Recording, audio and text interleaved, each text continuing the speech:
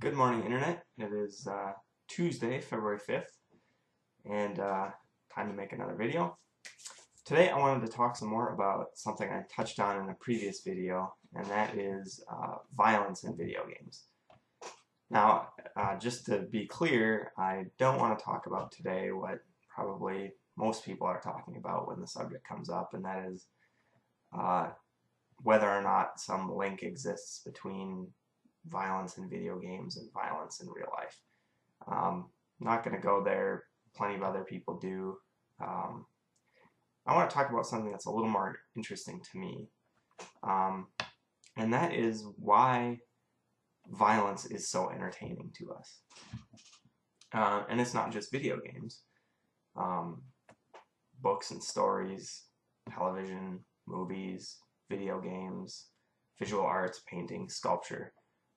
So much of what we humans do, what we create for entertainment or for enjoyment, the arts, is tied back to violence, particularly storytelling. The stories we tell are often steeped in violence, if not overtly about violence. In our modern world, we can see that in things, TV shows like all the procedural crime dramas, things like Castle, where every show is about some new murder, or say the X-Files, where sometimes those murders or violent acts are incredibly gruesome, and yet we sit down to absorb that as enjoyment, as entertainment. It's fun and relaxing and enjoyable to us, and we normally don't even think about it that way. But when you phrase it that way, I have to sort of wonder, well, why is that? That seems pretty weird.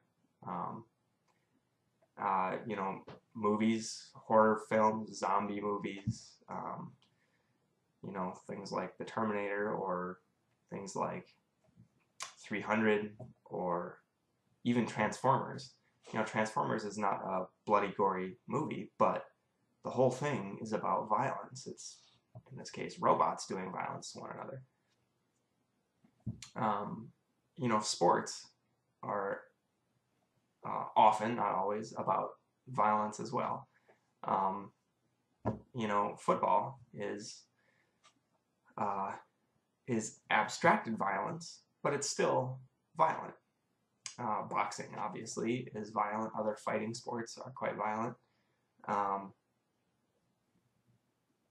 And you can go further down the spectrum to where violence becomes competition. I think it's kind of a spectrum. There's no real hard line to draw there. But violence is a huge part of what we do for entertainment and enjoyment. Even fairy tales. You take Grimm's fairy tales, for example, and they're quite gruesome, often. So why is this? The natural world that we live in is quite a violent place. If you look at how predators and prey interact, it's all about violence. Even if you look at non-sentient, inanimate forces of nature, it's also quite violent. Things in this world always die, and in the natural world, where human beings are not trying to mitigate that, it's often very gruesome. So it is certainly a part of us. It's a part of our world. It's a part of the makeup of everything around us. But most of us would say that we don't want it to stay that way. We want to rise above this, the violent tendencies, maybe what you could call the animal urges, the animal part of who humans are. And I'm not necessarily criticizing all of this as bad either, because especially in video games, they can be immensely enjoyable. Some of my favorite video games are your standard shooter games, things like BioShock, immensely enjoyable. I have great fun with it. It gives me enjoyment. I think it adds to me as a person, the plot, the richness of the art, the music, things. But the base mechanic is still violence. It's a run and gun kind of game. So we're kind of addicted to this violence thing. But not always. There are exceptions, as I talked about briefly in a previous video. There are examples of non-violent video games where the mechanics are non-violent, or even the story itself is non-violent. You know, things like SimCity, for example, is a constructive rather than a destructive game. You can argue that it still contains elements of violence. You know, there's natural disasters and there's crime and things like that. But that stuff is, none of that stuff is the primary mechanic. It's kind of in there for flavor. Things like Minecraft, another constructive game. Now Minecraft is interesting because it actually, you need to balance destruction with construction, with violence versus creativity. Because to build anything, you have to do violence to the landscape, to the natural world. You have to harvest resources, convert them to something useful, and construct what you want to construct. So even that has a little bit of an element, but the basic mechanic, or maybe not the basic mechanic, but the basic idea of Minecraft is a constructive one. As I mentioned in the previous video, a game like Amnesia, your core mechanic is not shooting, it's not doing violence to things, but the world in which Amnesia exists is still a violent one. You're running away from monsters that will kill you. You're trapped in a dungeon.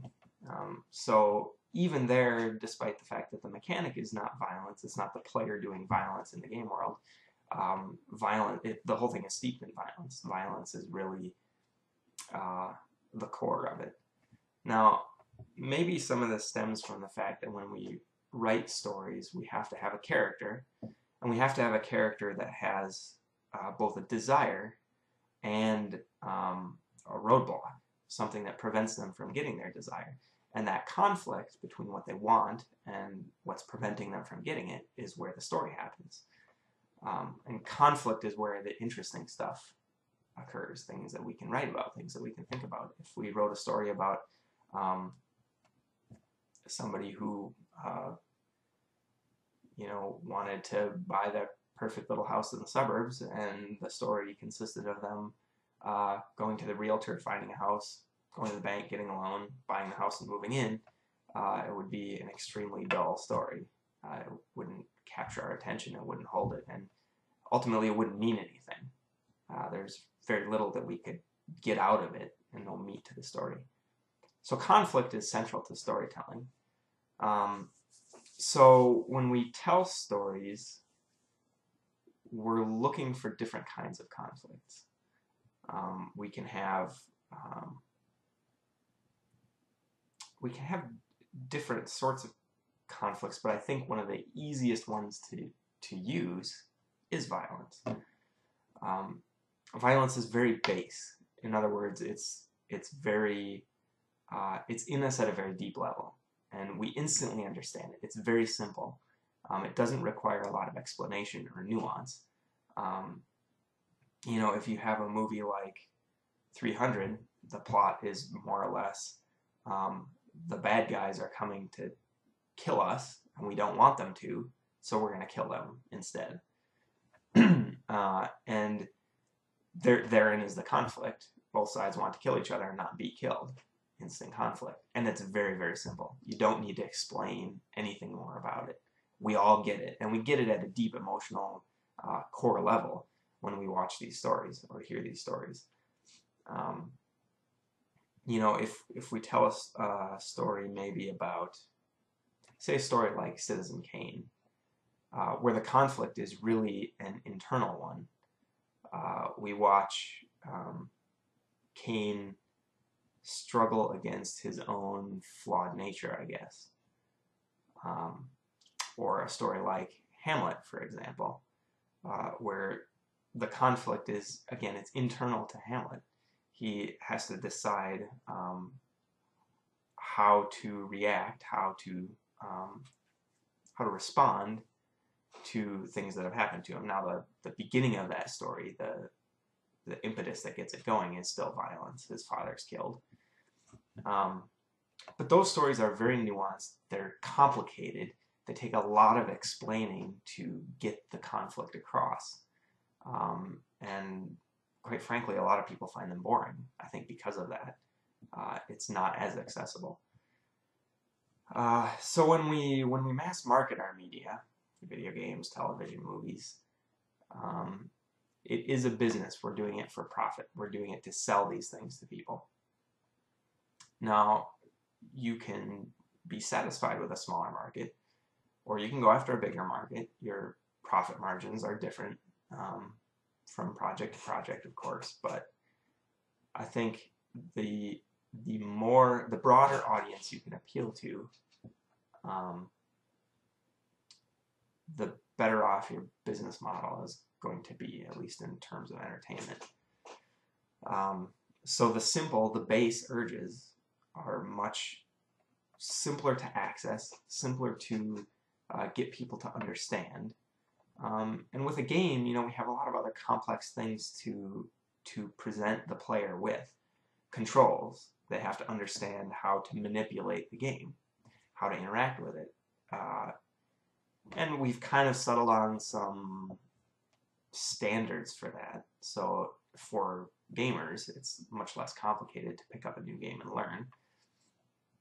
But we're throwing a lot of new things at them, and not only controls, new story, new graphical interface, new game environment, new characters, new universe, really, in a lot of cases. So when we're throwing all that at the player, they have to, process all that to get into it, and all that stuff is a barrier for them to continue to play for the next 5 minutes, next 10 minutes, next hour, next 40 hours. So the fewer barriers you can have, the more likely people are going to stick with it and continue to enjoy it. So that conflict element, I think, maybe just tends towards the simpler, more basic violence. And, because it's simpler, because we do already seem to have an appetite for it, it happens a lot. It's certainly not necessary. It does take more thought, more effort to create something, I think, that does not rely on the violence conflict.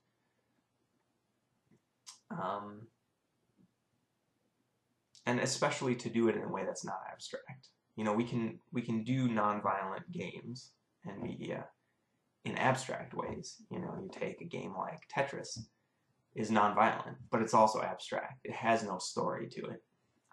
And it exists in a universe that's inaccessible to humans. It doesn't mean anything to us. Minecraft, obviously, is much less abstract. In fact, it's quite concrete.